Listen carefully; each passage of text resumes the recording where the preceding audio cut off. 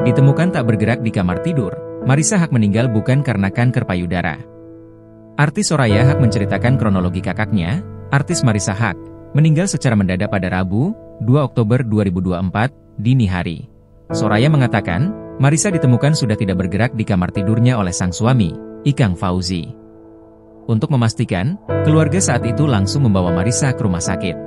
Pukul 00.43, keluar surat kematian yang menyatakan Marissa meninggal dunia. Soraya memastikan sebelumnya Marissa dalam keadaan sehat atau tidak sakit. Selain itu, juga tidak diketahui apakah ada sesak napas sebelumnya. Soraya juga membantah kakaknya sempat terjatuh sebelum meninggal. Penyebab meninggalnya aktris sekaligus politisi Marissa Haque perlahan terungkap. Teman dekatnya, Vina Panduwinata, menegaskan almarhumah meninggal bukan karena kanker payudara, seperti yang sempat beredar di media sosial. Berdasarkan penuturan adik ipar Ikang Fauzi, Gilang Ramadan, Vina mengungkapkan kepergian Marissa Haque mungkin disebabkan oleh kelelahan akibat semangatnya yang luar biasa dalam bekerja. Meskipun almarhumah berusia sekitar 60 tahun, Vina merasa semangat hidup Marissa seolah berusia 40 tahun.